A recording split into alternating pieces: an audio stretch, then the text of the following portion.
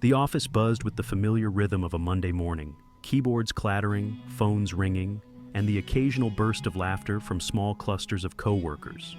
Maya sat at her desk, her fingers flying over her laptop as she finalized a critical report for the firm's biggest client.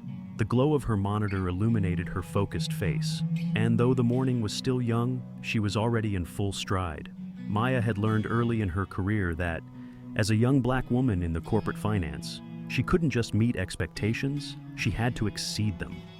Across the room, seated at his corner desk with an air of entitlement, was Sam, a senior associate who had been with the firm for over 20 years.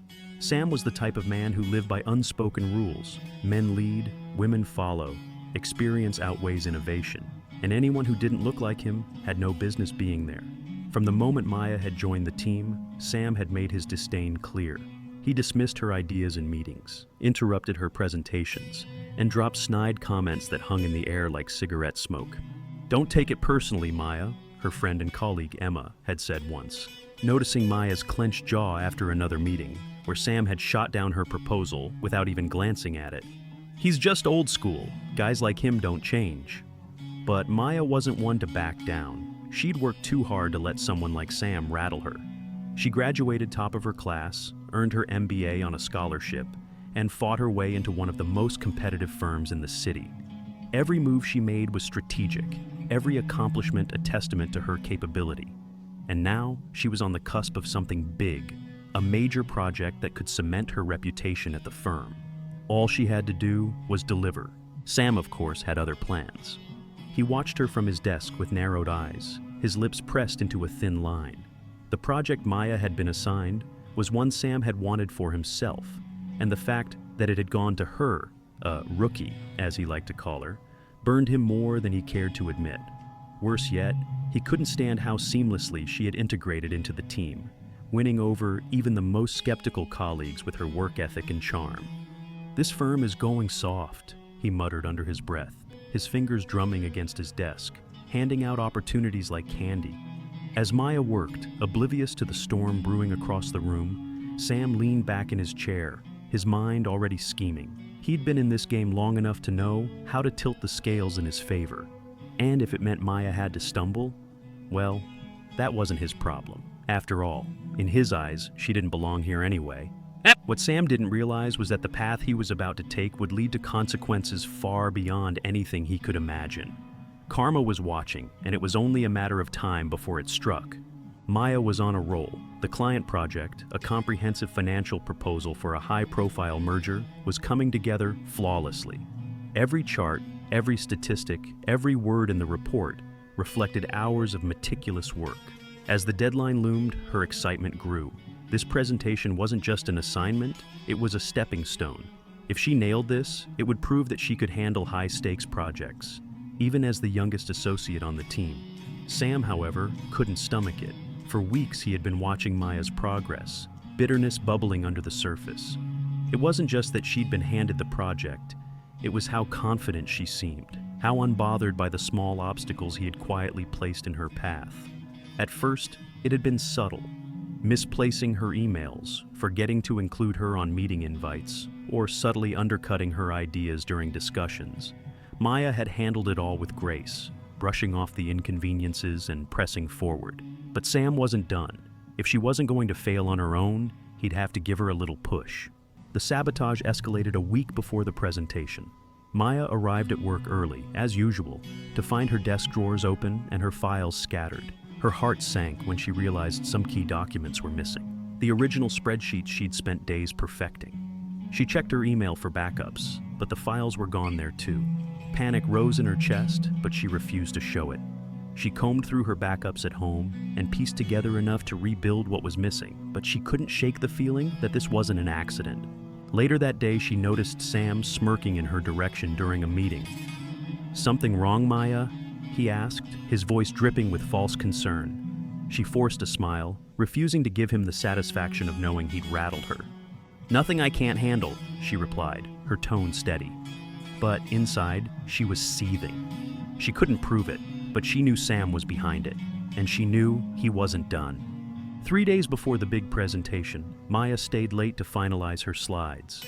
The office was empty, the hum of the air conditioning the only sound as she worked. She reviewed the numbers again and again, ensuring every calculation was accurate. By the time she finished, it was nearly midnight. She saved the file to the company's shared drive and double-checked that her backups were in place. Satisfied, she left the office, exhausted but confident. The next morning, Maya logged in to review her work one last time and froze. The presentation was gone. Not just misplaced, completely wiped from the shared drive. Her backups, which had been flawless the night before, were corrupted. Every attempt to open them was met with error messages. It was as if the universe had conspired to undo her efforts overnight. Maya's chest tightened, her breath quickening. She clenched her fists, her mind racing. This wasn't a coincidence. This was deliberate, and she knew exactly who was responsible. Across the office, Sam leaned back in his chair, the picture of smug satisfaction. He watched Maya's frantic expression as she clicked through files, her composure slipping for the first time.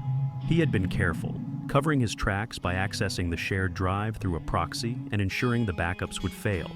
There was no way she'd recover in time, and without her polished presentation, the client would walk away unimpressed. Maya's fall from grace would be all but guaranteed. "You seem stressed, Maya," Sam said as he passed her desk, holding a steaming cup of coffee. "Everything all right?" Maya forced herself to take a deep breath, steadying her voice before replying. "Just some technical issues. Nothing I can't fix." Sam raised an eyebrow, his smirk widening. "Well, good luck with that. Big day coming up after all." Maya watched him walk away, her frustration bubbling into quiet anger. She didn't have proof, but his gloating tone and pointed remarks all but confirmed his involvement. She wanted to confront him, to call him out in front of the entire team. But she knew she needed to be strategic. Losing her temper wouldn't fix her presentation or salvage the client meeting. With only 2 days left, Maya doubled down. She stayed late again, recreating the presentation from scratch. She pulled data from her memory, re-ran calculations, and redrew charts. It wasn't perfect, but it was something. By the time she left the office that night, she was mentally and physically drained. Meanwhile, Sam continued his campaign of quiet sabotage.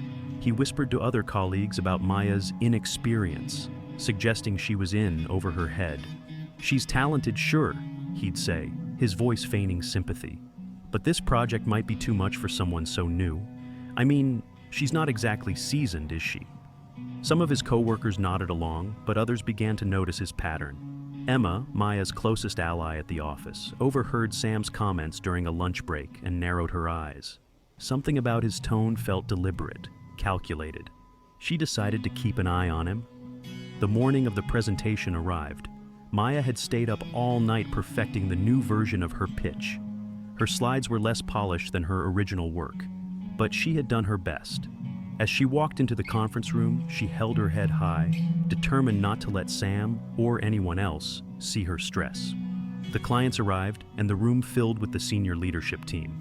Maya took a deep breath as she connected her laptop to the projector, preparing to begin. But as she clicked to open her file, the screen went blank. An error message flashed across the projector. "File not found." Gasps rippled through the room. Maya's stomach dropped, her face flushing with heat. She clicked frantically, trying to locate the file, but it was gone, again. Her heart raced as she glanced around the room, feeling the weight of everyone's stares. Sam sat at the far end of the table, his face a picture of feigned concern. "Oh no," he said, shaking his head. "Did something happen to your file? That's unfortunate." Maya swallowed hard, her mind scrambling for a solution. She couldn't let this moment define her. Summoning every ounce of composure she had left, she stood tall and turned to the clients. "I apologize for the technical issues," she began, her voice steady, "but I'm confident in my knowledge of the material, and I'd be happy to walk you through the proposal without the slides." For the next 30 minutes, Maya delivered her presentation from memory, speaking with clarity and conviction. She answered every question with precision, her confidence growing with each passing moment. By the end, the room was silent, the clients exchanging impressed glances. Sam's smug demeanor began to falter. He had expected Maya to crumble, to flounder in front of the firm's most important clients. Instead, she had risen to the challenge, turning a disaster into a triumph. As the meeting ended, the clients shook her hand, praising her poise under pressure. "Impressive work," one of them said. "If this is what you can do without slides, I can't imagine how good the full presentation would have been." Maya smiled, her exhaustion momentarily forgotten. "Thank you. I appreciate your understanding." As the clients left, the firm's senior partner approached Maya, nodding approvingly. "Great job today. We'll follow up with the clients soon." Sam, watching from the corner of the room, clenched his jaw. His plan hadn't gone as expected, but he wasn't worried. In his mind, he had still planted enough doubt to undermine Maya's credibility in the long term. What Sam didn't realize, however, was that his actions hadn't gone unnoticed. Karma had already begun to turn its wheels, and it was coming for him faster than he could imagine. The meeting room emptied, the weight of the morning's tension still lingering in the air. Maya sank into her chair, exhaling deeply. Relief washed over her as the client's words replayed in her mind. Impressive work. Despite everything, she had pulled it off. She had faced the storm head-on, and though exhausted, she felt stronger for it. As she gathered her belongings, Maya noticed Sam lingering by the door, his smug smirk gone. His face was an unreadable mask, but she could sense his frustration. He'd wanted her to fail, and she hadn't. She didn't need to confront him. Her success had already said everything that needed to be said. Later that afternoon, while Maya worked quietly at her desk, Emma approached her with an urgent look. "Maya," she whispered, glancing over her shoulder, "you're not going to believe this." "What is it?" Maya asked, her eyebrows knitting together. Emma leaned in, her voice low. "I overheard Sam bragging to Mark about how he'd taught you a lesson. Something about files and proxies. I thought it sounded strange, so I mentioned it to IT." Maya's stomach dropped. "And?" Emma grinned. "I checked the logs. Sam's account accessed the shared drive at midnight 2 nights ago, the same time your files disappeared. They also found traces of him tampering with your backups." Maya blinked, stunned. She'd suspected Sam, but now she had proof. "Did it report it?" Emma nodded. "They're already talking to HR. I think Sam's about to get what's coming to him." By the next morning, the firm was buzzing with rumors. Sam had been called into a private meeting with HR and the senior partners. While Maya worked quietly, her inbox dinged with a message from the head of HR. "Thank you for your patience during our investigation. We'd like to meet with you to discuss recent developments." In the meeting, Maya learned the full extent of Sam's sabotage. It had traced multiple instances of malicious activity to him, from deleting her files to planting errors in shared resources.